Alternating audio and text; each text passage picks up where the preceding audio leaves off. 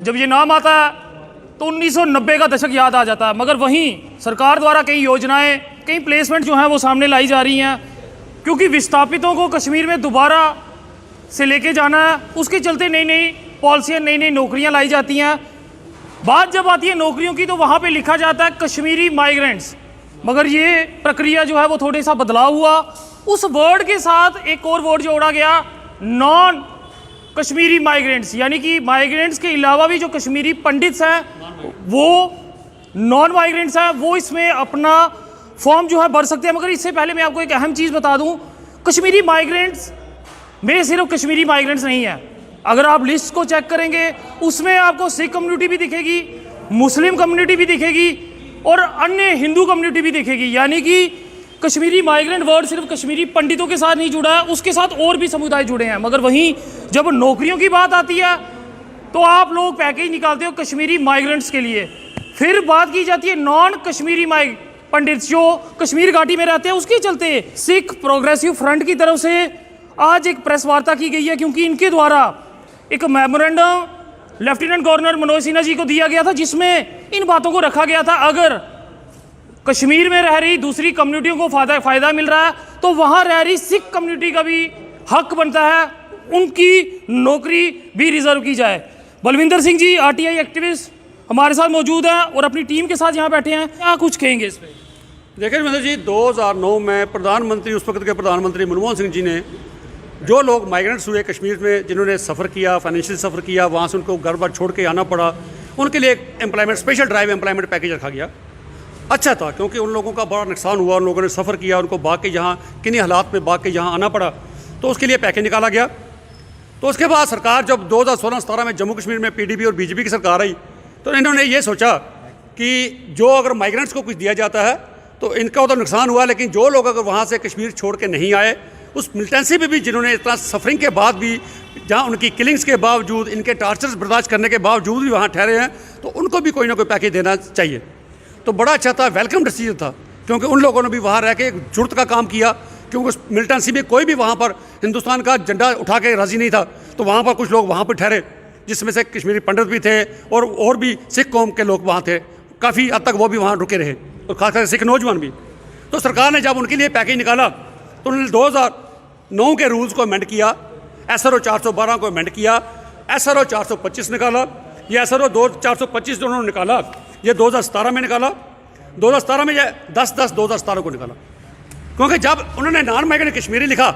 जब पोस्टर निकाली गई तो कश्मीर के सिख नौजवान भी कहे चलो जी, हमने अगर हिंदुस्तान का झंडा यहाँ बुलंद करके रखा है, अगर कश्मीरियों की किलिंग हुई है तो 150-200 के करीब सिख भी वहाँ मरा, अभी भी कहीं मिसिंग है वहाँ पर। तो चलो सरकार ने हमारे बारे में कुछ सोचा, लेकिन जब उन्होंने फार्म भरना शुरू किया तो बदकिस्मती देखिए, सरकार का डिस्क्रिमिनेटरी एटीट्यूड देखिए।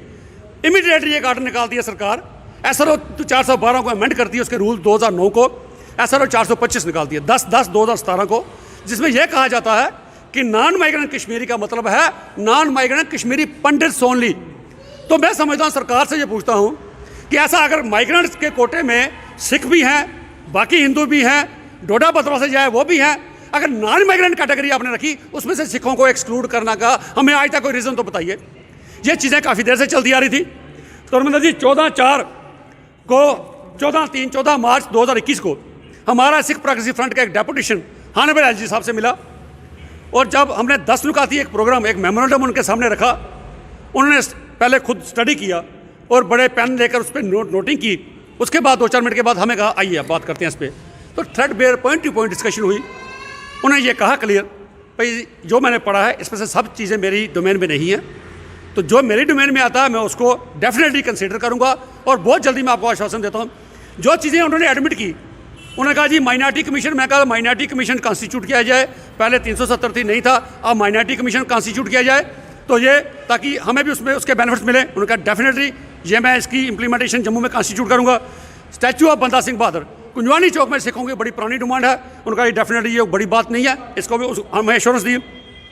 उनका पंजाबी लैंग्वेज जो है JKUT ऑफिशियल बिल में जो रखी गई, सेंटर ने रखी, उसमें मेरा कोई नहीं है रोल, लेकिन मैं अब ये कर सकता हूँ कि J&K में पंजाबी लैंग्वेज की प्रमोशन के लिए जो मैक्सिमम हमें कोशिश करनी पड़ेगी हम वो कोशिश करेंगे, वो मेयर्स उसको लेंगे। उसके बाद एक आनंद मैरिज एक्ट है जो सिखों की अलग रजिस्ट्रेशन करता है मैरिज एक्ट की, तो वो 2012 में पार्लियामेंट में पास हो चुका है। तो जब उनको नहीं मालूम था, जब बताया, कहने लगे ठीक है, तो इसको तो फिर हमने सिर्फ नोटिफिकेशन ही निकालनी है, हम इसकी नोटिफिकेशन निकाल के ये कर देंगे। उसके बाद सबसे बड़ा मुद्दा जो एक बर्निंग इशू था हमारे पास कि सिखों के साथ डिस्क्रिमिनेशन का एक बहुत बड़ा जो मुद्दा हमारे साथ आया था, वो हमने उनकी नॉलेज में लाया कि जो नॉन माइग्रेंट कश्मीरियों को ये पोस्ट थी कश्मीर वालों के लिए रखी गई 1997 पोस्ट, इसमें सिर्फ नॉन माइग्रेंट कश्मीरी पंडित से। जब एलजी साहब ने ये देखा तो उन्होंने खुद एडमिट किया तो ये कहीं ना कहीं आपके साथ बहुत बड़ी बेइंसाफ़ी हुई है। तो मैं आश्वासन दिया हमें कि बहुत जल्दी हम कुछ पोस्टें नॉन माइग्रेंट कश्मीरी सिख बच्चों के लिए भी मैं एडवर्टाइज़ करूँगा। तो हमें बड़ा उन्होंने आश्वासन दे के भेजा, लेकिन जैसे आपको पहले भी पता, हमने आने के 4-5-6 महीने के बाद जब एक RTI लगाई तो पता चला कि वो डेपुटेशन जो हमारा मेमोरेंडम था वो तो LG ऑफिस में ही नहीं मौजूद है। उसके बाद दोबारा हमने प्रेस कॉन्फ्रेंस करके दोबारा उनको वो भेजा। तो आज जो ये पोस्टों की बात चली, लेटेस्ट हमारे साथ LG साहब के आश्वासन के बावजूद, LG साहब गुरुद्वारे में नगर की जहाँ पर हमारे प्रोग्राम गुरुपुर में आए वहाँ भी आश्वासन दिया, उसके बावजूद LG साहब ये जो पोस्ट 89 27 जनवरी 2022 को दोबारा निकाली गई, इसमें फिर लिखा गया SRO 425 के तहत अपॉइंटमेंट की जाएगी, यानी कि सिर्फ नॉन माइग्रेंट कश्मीरी पंडितों की। तो सिखों का इसमें LG साहब क्या कसूर है?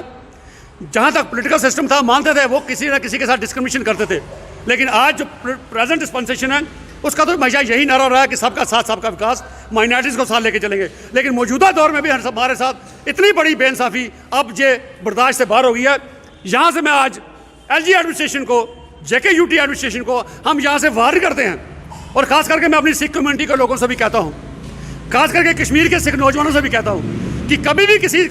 ना तो रियासती सरकार ने ना किसी केंद्र की सरकार में, चाहे कोई भी पार्टी वहाँ हो रही हो, कभी भी किसी सिखों को अपना लेजिटिमेट राइट लेने के लिए प्यार से सरकार ने नहीं दिया। हमें बड़े बड़े वहाँ पर धर्मयुद्ध मोर्चे लगाने पड़े, बड़ी बड़ी एजिटेशन करनी पड़ी, बहुत जदोजहद करनी पड़ी, तब जाके हमें कुछ मिला। आज हमें भी लगता है कि प्रेजेंट डिस्पेंसेशन में भी LG साहब ने कमिटमेंट तो की, आश्वासन तो दिए, लेकिन इतना समय बीत जाने के बाद भी ये जो डिस्क्रिमिनेशन हमारे साथ कंटिन्यू है, इसका लगता है कि हमें, आज मैं वार्न करता हूँ कि इस यूटी एडमिनिस्ट्रेशन को बहुत जल्दी हम एक बहुत बड़ी एजिटेशन लॉन्च करने जाएंगे,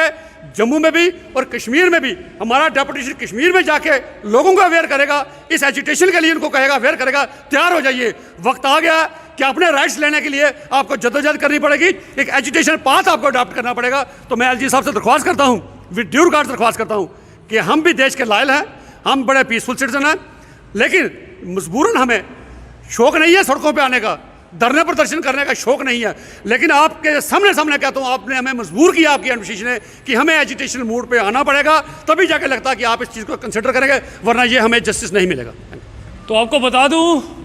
कि अगर आप पोस्टें निकाल रहे हो, यानी कि JKSSB की बात करें, वो पोस्टें निकाल रहा है, तो फिर उसमें आप सिर्फ एक ही चीज़ नोटिफाई कीजिए, कश्मीरी माइग्रेंट्स। अगर ये हक बाकी लोगों को मिल रहा है तो उसमें सिख समुदाय का भी हक है। अपने सुझाव कमेंट बॉक्स में जरूर रखिएगा कि इस सब पे आपका क्या कुछ कहना। देखते रहिए JK चैनल। मुझे मोहिंदरजीत सिंह और मेरे कैमरा पर्सन सुरजीत कुमार को